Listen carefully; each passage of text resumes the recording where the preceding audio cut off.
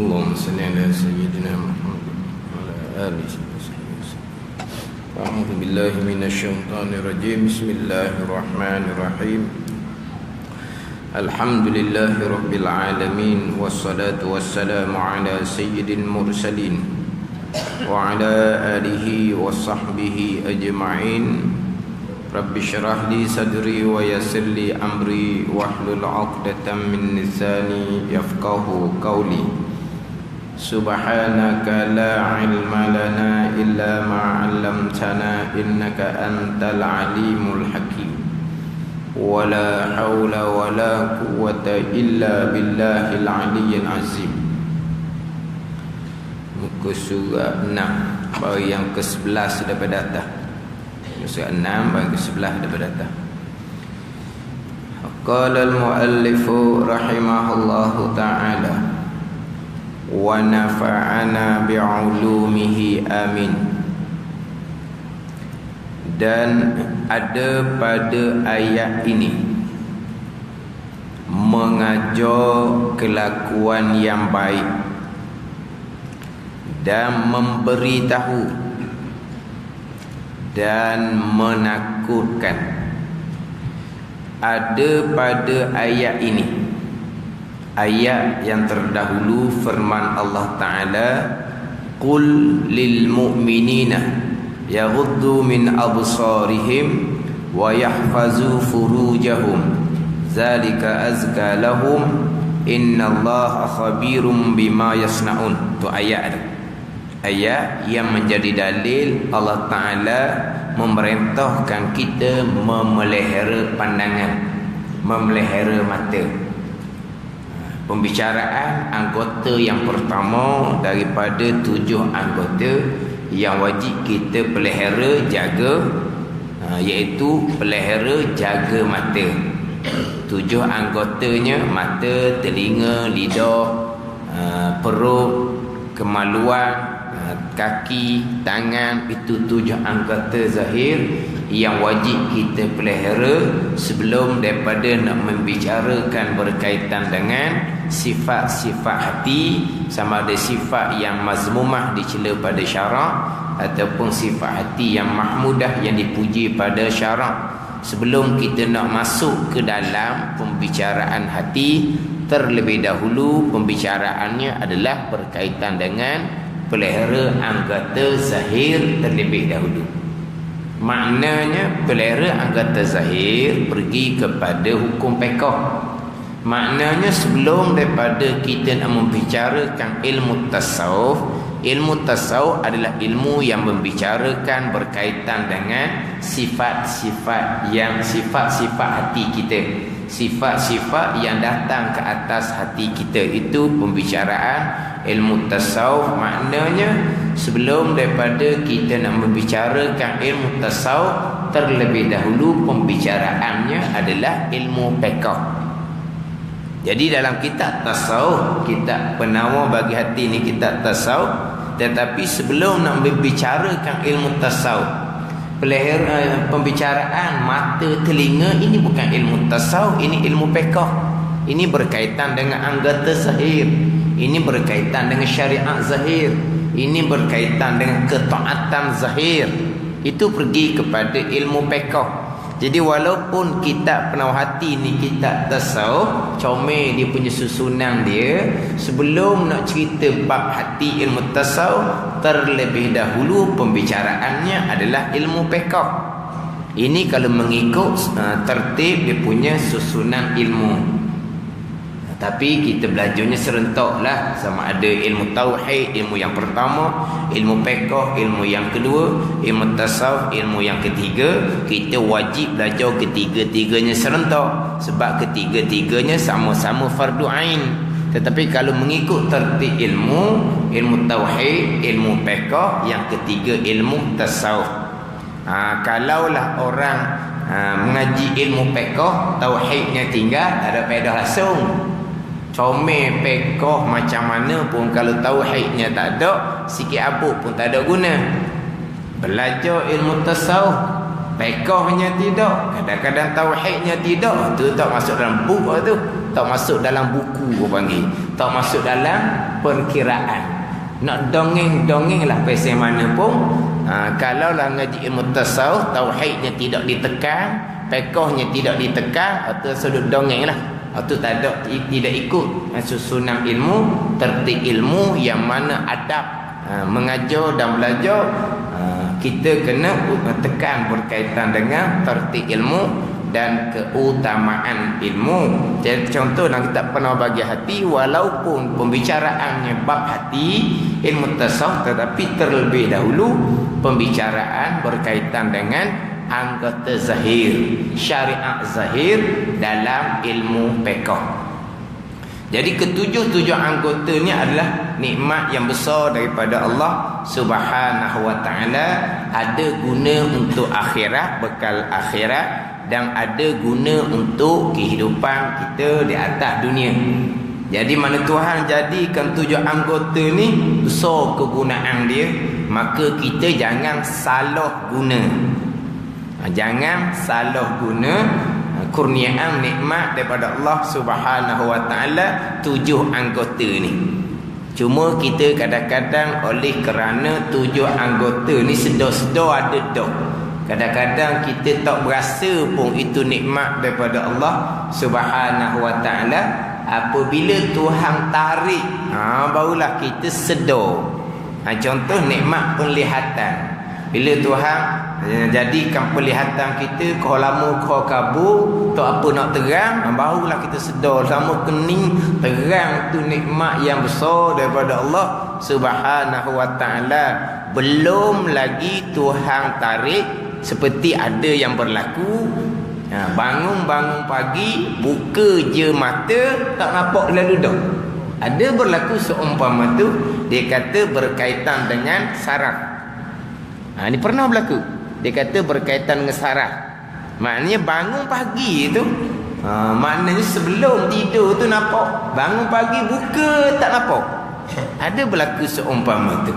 Ketika tu barulah sedar betapa besarnya nikmat penglihatan yang dikurniakan oleh Allah Subhanahu wa taala. Apabila besar nikmat penglihatan pembicaraan kita berkaitan dengan mata, maka kita wajib mensyukuri nikmat mata, nikmat penglihatan, dengan bahawa kita pelihara mata kita daripada melihat perkara-perkara yang diharamkan. Contohnya melihat perempuan, contohnya melihat aurat, dan juga kita melihat akan perkara-perkara yang aib.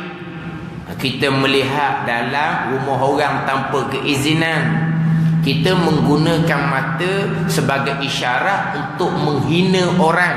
Itu semua di antara maksiat mata, tidak mensyukuri nikmat mata. Jadi kita wajib mensyukuri nikmat mata dengan bahawa kita pelihara mata kita daripada melakukan perkara yang dilarang pada agama. Kemudian didatangkan ayat Quran yang mana Allah Ta'ala memerintahkan supaya kita memelihara mata. Qul lil mu'minina yaghuddu min absarihim wa yahfazu furujahum zalika azka lahum innallaha khabirum bima yasnaun. Kita baca terjemah ayat yang terdahulu. Artinya, bersabda olehmu hai Rasulullah, mana kata olehmu hai Rasulullah, qul, kata olehmu ya Rasulullah. Kata ni bagi sekalian yang beriman di kalangan orang lelaki. Apa kata ni? Pejamkan oleh kamu akan mata kamu. Pejam ni daripada barang yang tiada harus bagi kamu melihatnya. Pejam daripada barang. Mana pejam di sini jangan tengoklah. Bukan pejam tutup sepak kita, jatuh mana-mana lubang kan. Pejam dengan makna jangan tengok, jangan melihat oleh kamu dia daripada barang yang tiada harus bagi kamu melihatnya. Apabila Nabi SAW perintah supaya pejam, jangan tengok perkara yang diharamkan, nescaya memejamkan oleh mereka itu, oleh orang-orang yang beriman akan segala mata mereka itu. Apabila diperintah supaya jaga penglihatan, kepada orang-orang yang beriman, nescaya orang-orang yang beriman akan turut, akan patuh, akan junjung perintah Nabi sallallahu alaihi wasallam. Orang beriman mana ni? Orang beriman yang sempurna. Orang beriman yang sebenar-benar beriman. Kalaulah Allah Ta'ala perintah jaga penglihatan, kita kadang-kadang jaga, kadang-kadangnya tidak jaga, imannya iman yang tidak kuat. Kadang-kadang tak jaga terus, pun samalah iman yang lemah.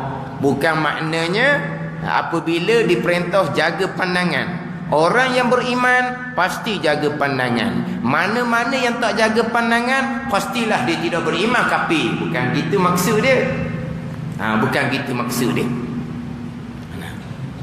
Maknanya kalau orang ni tidak patuh perintah ni, orang ni orang yang imannya tidak kuat.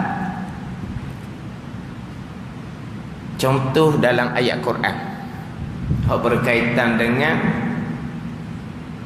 orang yang beriman, orang yang memakmurkan masjid. Apa ayat dia?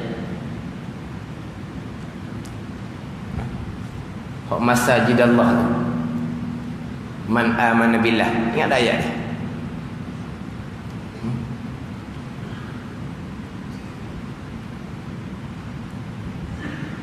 Apa awak ayat dia?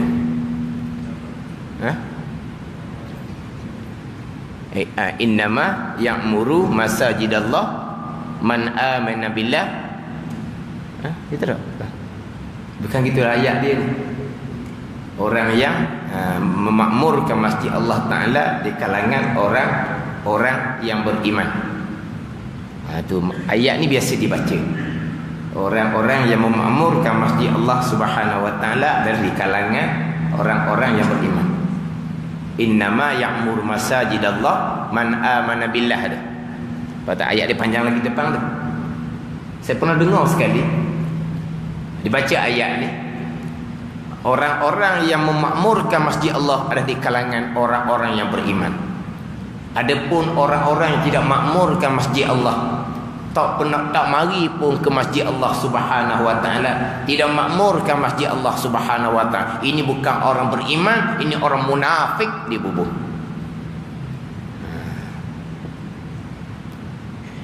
Kalau bukan orang beriman tetapi orang munafik, munafik i'tiqad dia panggil.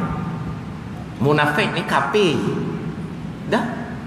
Ayat kata hak memakmurkan masjid orang beriman. Sebaliknya, kalau tidak memakmurkan masjid, tak beriman lah, apa lagi. Dikupah kot tu. Sama dengan hadis-hadis, la yu'minu ahadukum hatta yuhibba li akhihi ma yuhibbu li nafsi. Tidak beriman seseorang kamu selagi tidak mengasihi saudaranya sebagaimana mengasihi dirinya sendiri. Tidak beriman seseorang kamu selagi tidak mengasihi saudaranya sebagaimana mengasihi dirinya sendiri. Saudara di sini bukan saudara saudara sedaging ni, saudara seagama. Tidak mengasihi saudara seagama. Kita ni bukan kata saudara seagama, saudara sedaging, adik-beradik tidak heran. Hatta yuhibba li akhihi. Tidak beriman seseorang kamu sehinggalah dia mengasihi akan saudaranya, saudara seagama. Seperti mana mengasihi akan dirinya sendiri, saudara seagama. Tiba-tiba saudara sedaging seagama pun ya, saudara sedaging pun ya, adik-beradik dekat laginya, tak peduli. Dia pakai senang dia seorang je. Adik-beradik dia duduk warna pun, keadaan macam mana pun tidak peduli pun. Bukan kata tak peduli, bahkan dia menghina pula. Peduli pun kasihnya tidak, pedulinya tidak, bahkan dia menghina pula. Lepas tu tidak beriman, kafir. Jangan lupa kat tu. Tidak beriman yang sempurna. Jangan pakai zahir-zahir gitu. Macam sini ni. Kalau orang tu orang beriman, apabila diperintah jaga pandangan, pastilah orang yang beriman akan jaga pandangan. Kalau tidak jaga pandangan, imannya iman yang tidak sempurna, imannya iman yang tidak kuat, iman lemah. Perintah daripada Allah, perintah daripada Nabi, dia tak tunggu. Kalau imannya kuat, beriman pada Allah, beriman pada Rasul, beriman kepada hari kemudian, takut nak langgar perintah, takut lepas ada mati siaplah. Beriman tak dengan hari kemudian, beriman percaya ada persoalan, ada kehidupan selepas daripada nanti, kita beriman. Dan tu tak takut, iman tak kuat. Hak tak beriman orang kafir, mati tak ada benda mati, hidup semula. Kalau masih hidup dia baik, hidup semula jadi orang pula. Kalau masih hidup dia jahat, hidup semula jadi binatang, dia kata. Tu orang kafir. Orang Islam yang beriman pasti mereka beriman dengan kehidupan selepas dia mati. Kalau beriman dengan kehidupan selepas daripada mati, kenapa perintah tidak dijunjung, tidak diturut? Tak takut ke kepada pembalasan selepas dia mati? Jadi sebab apa tak takut? Sebab imannya lemah, bukan tidak beriman. Iman yang lemah. Jadi kalau beriman yang sebenar-benar, nescaya akan memelihara pandangan mereka. Inilah ayat yang terdahulunya. Dan suruh olehmu akan mereka itu dengan memelihara faraj mereka itu kemaluan, niscaya memelihara mereka akan segala faraj mereka itu daripada barang yang haram dikerjakan dengan dia dengan faraj. Dan yang demikian itu, iaitu memelihara mata dan faraj, terlebih baik bagi mereka itu, bagi orang-orang yang beriman. Terlebih baik. Bahawasanya Allah sangat mengetahui, khabir akan batin yang mengerjakan mereka itu, akan batin semacam dengan zahirnya. Apabila Allah mengetahui, maka membalasi Allah akan mereka itu atasnya, atas barang yang dikerjakan oleh orang-orang yang beriman. Kalau patuh, balas baik. Kalau tidak patuh, balas seksaan. Sebab apa? Sebab Allah Maha mengetahui. Ini ayat. Ayat berkaitan dengan perintah jaga pandangan, ayat. Tapi kalau ayat ni kalau kita nak pergi kepada bab pegangan, boleh pakai ayat ni dalam bab pegangan. Mana bab pegangannya? Berpegang, ikhtiar dan usaha. Sebab apa kita ada ikhtiar usaha? Allah perintah. Allah perintah jaga pandangan, jaga kemaluan. Mana Allah tuju perintah kepada orang-orang yang beriman, maka maknanya orang-orang yang beriman ni ada ikhtiar dan usaha. Kalaulah tidak ada ikhtiar dan usaha, tiba-tiba tuju perintah pelihara mata dan kemaluan ni kepada manusia yang tidak ada ikhtiar dan usaha, maka tuju perintah tu tak ada nilai. Tak ada nilai. Bila tuju perintah, maknanya yang dituju perintah manusia ada ikhtiar dan usaha. Tambahan di hujung ayat tu, innallaha khabirum bima yasnaun. Allah Ta'ala mengetahui akan pekerjaan mereka itu. Bima yasnaun, akan perkara yang dikerjakan oleh mereka itu. Bima yasnaun, akan perkara yang dikerjakan oleh orang-orang beriman. Orang beriman yang kerjakan. Tuhan tahu apa orang yang beriman kerjakan. Sama ada patuh perintah, langgar perintah, Allah mengetahui. Allah mengetahui bima yasnaun, dengan barang yang dikerjakan oleh mereka itu, oleh orang-orang yang beriman. Mana pun apabila mereka kerjakan, makna mereka itu ada ikhtiar dan usaha. Ni di awalnya perintah, tuju perintah. Tuju perintah makna yang diperintah mesti kena ada ikhtiar dan usaha. Di hujung ayat, Tuhan mengetahui, innallaha khabirun bima yasnaun, dengan barang yang dikerjakan oleh mereka itu, oleh orang-orang beriman. Siapa yang kerjakan? Orang-orang beriman yang kerjakan. Maknanya mereka buat. Itu mereka ada ikhtiar dan usaha. Jadi kalau pergi pada bab pegangan, bab ikhtiar usaha pun berpegang ayat Al-Quran. Ikhtiar usaha terikat, duduk di bawah ketentuan dan perbuatan Allah, itu pun ayat Quran. Kita ahli sunnah wal jemaah berpegang dengan sekalian ayat Quran, bukan sebahagian. Ayat Quran yang menyandarkan segala-gala daripada qada dan qada Allah, kita ahli sunnah jemaah ayat kata gitu, kita berimanlah gitu. Ayat menyandarkan perbuatan kepada kita, kita pun berpegang kita ada perbuatan. Ayat kata kita ada perbuatan, kita peganglah kita ada perbuatan. Dan ayat yang mengatakan semua daripada Allah, kita pun berpegang. Ayat mengatakan kita ada perbuatan, kita berpegang. Tak jadi macam berlawan. Allah buat, kita berpegang. Kita buat, kita berpegang. Tak berlawan. Ayat Quran tidak akan berlawan. Tak berlawan macam mana? Satu ayat mengatakan segala perbuatan Tuhan. Ayat lain pula mengatakan kita yang perbuat. Tak berlawan macam mana? Tak berlawan lah. Kita berpegang segala-gala perbuatan Allah. Kita berpegang. Kita berpegang, kita ada pilihan dan perbuatan. Tapi pilihan dan perbuatan duduk di bawah ayat segala-galanya ketentuan dan perbuatan Allah. Tak berlawan. Ialah ayat yang mengatakan segala-gala daripada Allah, kita berpegang. Dan ayat mengatakan kita ada pilihan dan perbuatan. Pilihan dan perbuatan kita berpegang juga. Tapi pilihan dan perbuatan duduk di bawah ayat segala-gala daripada Allah. Tak berlawan. Nak jadi tak berlawan ni, kena balik kepada huraian ulama-ulama muktabar warasatul anbiya. Kita tak boleh nak hurai ayat sendiri. Hak pakai hurai ayat sendiri ni jadi Qadiriyah Jabariyah ni. Sebab Qadiriyah Jabariyah pakai ayat Quran, tapi mereka pakai sebahagian. Oleh kerana ayat menyandarkan perbuatan kepada kita, Qadiriyah mengatakan bahawa kita buat sendiri dengan tenaga yang Tuhan letak kita. Lepas tu ayat yang mengatakan wallahu khalaqakum wa ma taf'alun, tu Allah yang menjadikan kamu dan Allah yang menjadikan sekalian perbuatan kamu, dia tidak beriman. Oleh kerana ayat menyandarkan perbuatan kepada kita belaka, maka Jabariyah pun berpegang kita tak ada apa satu. Dan kita tak ada apa satu ni ayat ni kan ni. Ayat perintah ni, perintah jaga mata, jaga kemaluan ni. Ni perintah tuju kita ni.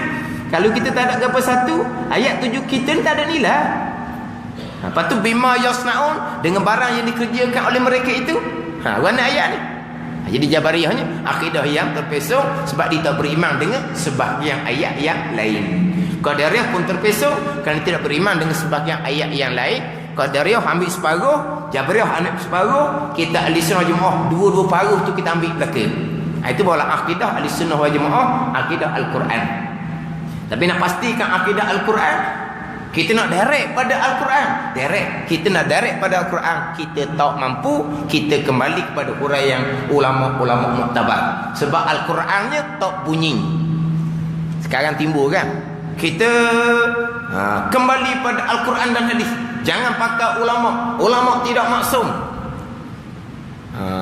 Ni memang kita berakal lah.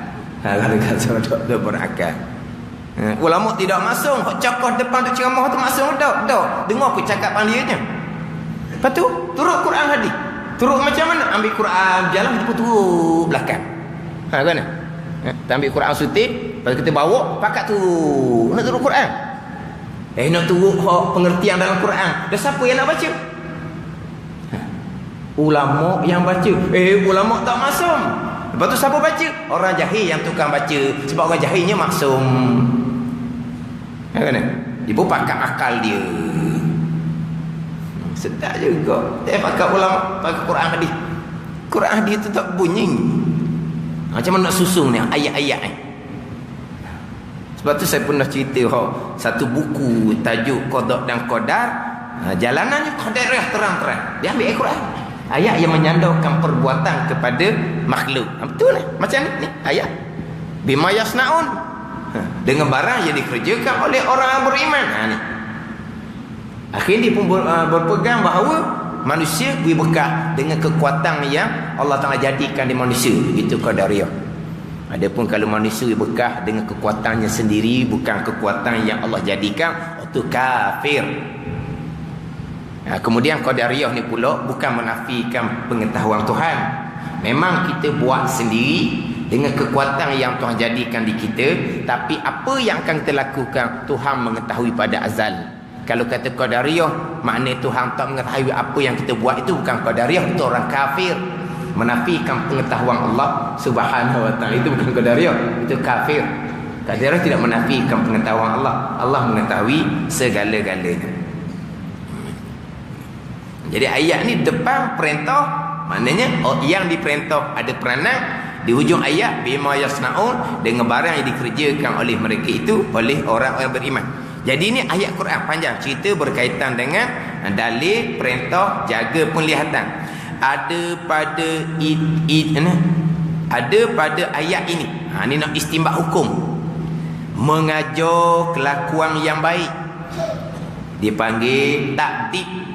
Mana mengajar kelakuan yang baik, pelihara oleh kamu akan pandangan. Ni ajar perkara baik dan memberitahu bahawa jikalau pelihara keduanya, pelihara mata, pelihara kemaluan, itu kelakuan yang baik. Mana ayatnya? Zalika azka lahum. Demikian itu, demikian orang beriman yang pelihara mata, orang beriman yang pelihara kemaluan, itulah yang baik kepada mereka. Itu nak memberitahu akan kelakuan yang baik adalah orang yang patuh akan perintah Allah, pelihara mata dan pelihara kemaluan. Dia panggil memberitahu, tanbih dipanggil. Dan menakutkan. Ada satu laginya menakutkan, dipanggil tahdid ataupun takhwif. Tahdid ni menakutkan. Apa menakutkan? Di hujung ayat, innallaha khabirum bima yasnaun. Allah mengetahui. Tu nak menakutkan lah. Allah mengetahui. Hak patuh Allah mengetahui, hak tak patuh Allah mengetahui. Bila Allah mengetahui, Allah balas. Patuh balas baik, tak patuh dia seksa di hari akhirat. Ini bagian menakutkan. Perintah, itu apa panggil apa? Perintah supaya jaga mata, jaga kemaluan. Sebab itulah kelakuan orang yang beriman, kelakuan orang yang baik.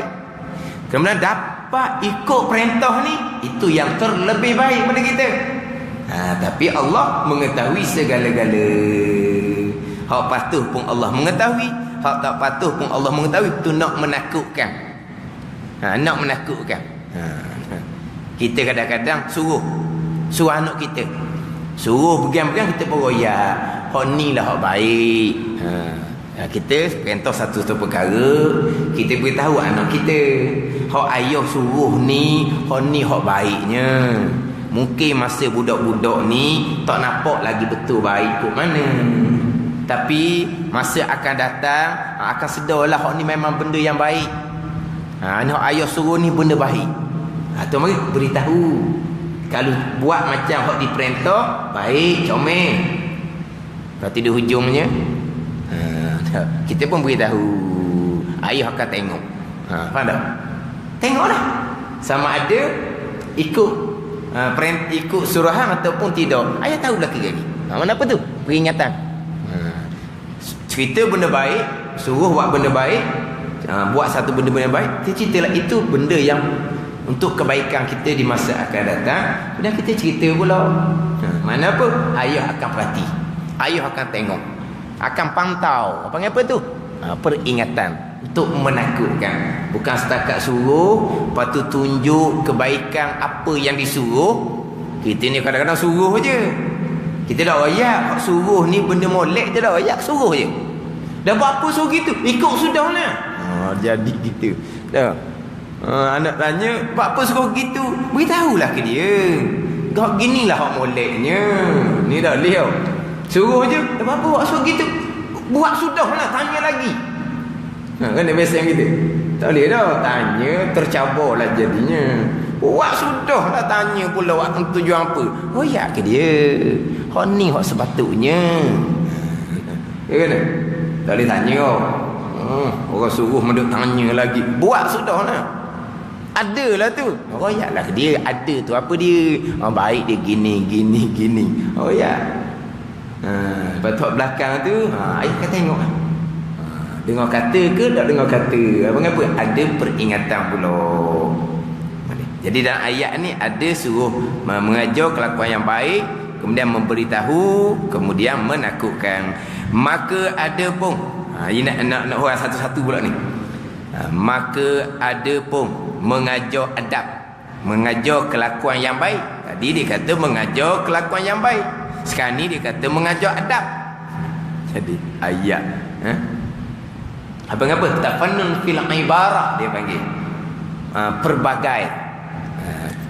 Ibarah ni susunan kita tu perbagai. Macam orang cakap lah, dia cakap 2-3 perkataan disebut, maknanya sama je.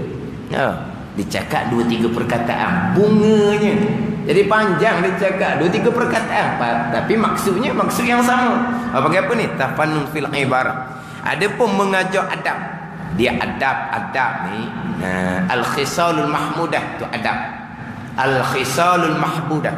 Al-khisalul mahmudah, kelakuan yang baik itu dipanggil adab.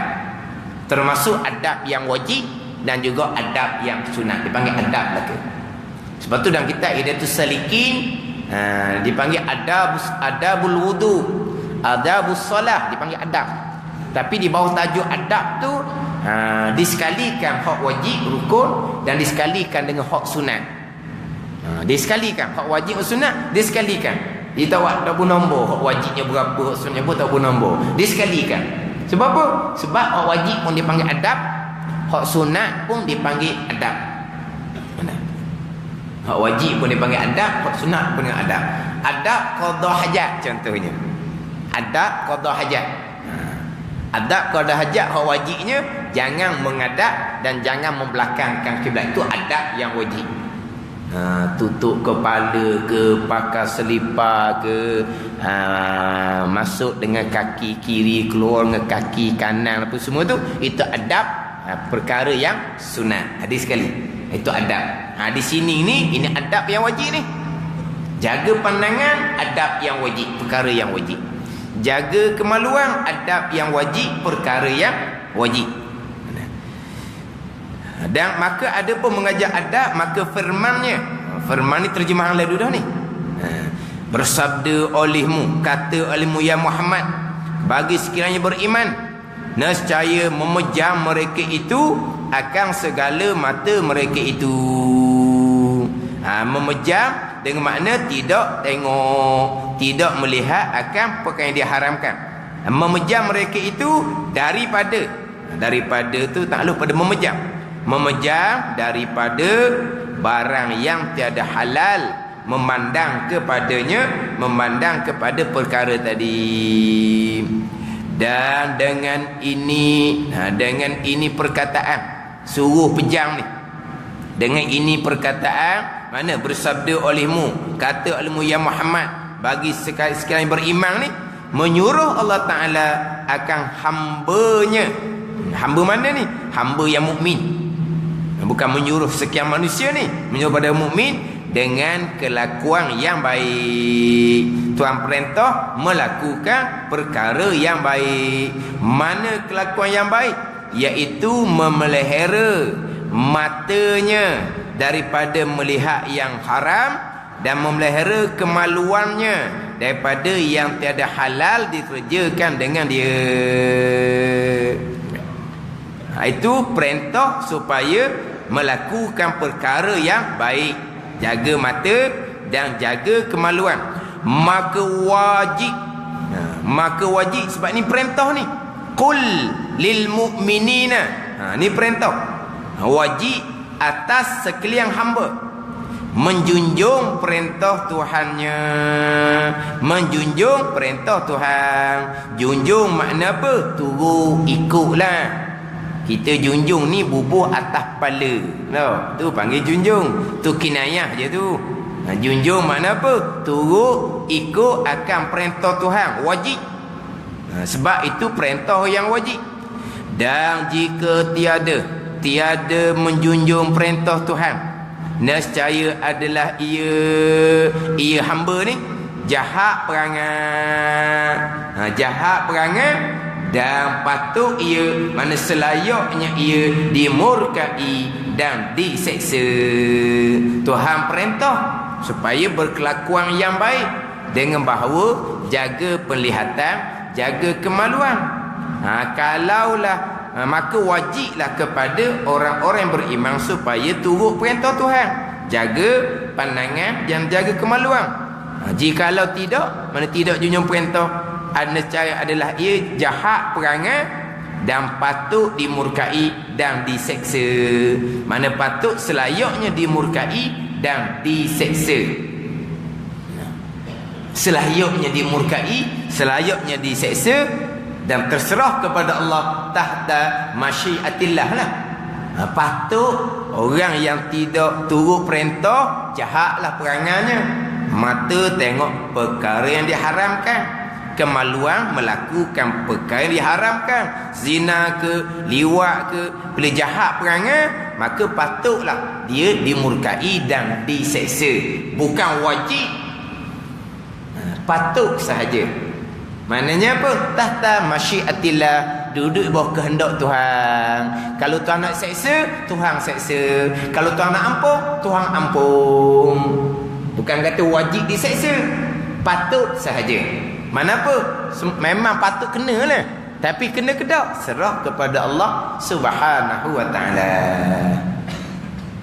Sebab kita ahli sunnah wal jamaah, buat baik, Tuhan balas baik dengan kurniaan fadli, limpah kurnia Allah. Buat jahat, Tuhan balas jahat dengan keadilan. Mu'tazilah buat baik, Tuhan wajib beri pahala, wajib balas baik. Buat jahat, wajib Tuhan seksa. Itu Mu'tazilah. Ahli sunnah tidak. Buat baik, balas baik dengan kurniaan. Buat jahat, Tuhan seksa dengan keadilan. Terserah kepada keadilan Allah. Allah nak seksa, Allah seksa dengan keadilan. Allah nak ampun, kurniaan daripada Allah Subhanahu wa ta'ala. Hak wajib diseksa, hak mustahil sama sekali diampuni adalah kesalahan mensyirikkan Allah Subhanahu wa ta'ala. Kesalahan mensyirikkan Allah mustahil sama sekali diampuni oleh Allah Subhanahu wa ta'ala. Innallaha la yaghfiru an yushraka bihi wa yaghfiru ma duna dzalika liman yasha. Allah sama sekali tidak akan mengampuni dosa orang yang menyekutukan Allah Subhanahu wa ta'ala. Allah sama sekali tidak mengampuni jikalau mati dalam kesyirikan. Jikalau bertaubat sebelum mati, Tuhan ampun juga. Taubatnya macam mana? Asyhadu an la ilaha illallah wa asyhadu anna Muhammadar Rasulullah. Orang kafir hok semua berhala lama mana? Dia mengucap dia kalimah syahadat, dia bertaubat, Tuhan ampun sekalian dosa kesyirikan dia tadi. Kalau kata Tuhan sama sekali tidak akan ampun dosa mereka yang menyekutukan Allah, mereka mati dalam keadaan menyekutukan Allah. Manakala tidak mati dalam keadaan menyekutukan Allah, bertaubat atas dunia, Tuhan ampun. Tapi kalau mati dalam kesyirikan, Tuhan sama sekali tidak akan ampun, tapi Tuhan mengampuni dosa-dosa yang lain kepada mereka yang Tuhan kehendaki. Jadi sini patut Tuhan murka, patut Tuhan seksa, mesti ke? Terserah kepada Allah Subhanahu wa ta'ala. Ya. Terkadang tanpa bertaubat pun Allah Ta'ala ampun, Allah Ta'ala ampun. Ini yang panggil harap keampunan Allah Subhanahu wa ta'ala. Tapi jangan lupa, wa yaghfiru ma duna zalika liman yasha. Tuhan ampun bagi sesiapa yang Tuhan kehendaki. Kita masuk ke dalam man yasha tu? Termasuk ke? Kita tak tahu, maka kita pun takut kita tak termasuk. Jadi harap termasuk dalam man yasha pun ada, takut tidak termasuk dalam man yasha pun kena ada. Sebab wa yaghfiru madu nazalika liman yasha, dan mengampuni oleh Allah Ta'ala dosa selain daripada menyekutukan Allah. Mengampuni ni bagi mereka yang ia kehendak, man yasha. Kita harap-harap masuk kita. Tapi takut kitanya tak masuk. Jadi harap pun ada, takut pun ada. Itu di antara sifat mahmudah, ada pembicaraan dalam kitab Penawar Bagi Hati. Jadi ayat cerita berkaitan dengan mengajar kelakuan yang baik.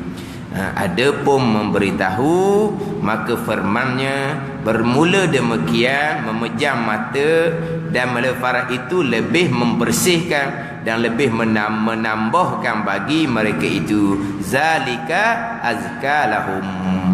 Ini istinbat hukum daripada ayat. Ada 3 pengajaran di dalam mengajar kelakuan yang baik, memberitahu dan menakutkan. Wallahu a'lam. Bismillahirrahmanirrahim. Alhamdulillahirabbil alamin wassalatu wassalamu ala sayyidil mursalin wa ala alihi wa sahbihi ajma'in. Allahumma aftah alaina futuhal arifin. Allahumma allimna ilma aqdamin wa fahimna famasabikin warzuqna riqat talibin. Allahumma zidna ilman wa alhiqna bis salihin. Wa sallallahu ala sayyidina Muhammadin wa ala alihi wa sahbihi wa sallam. Walhamdulillahi rabbil alamin.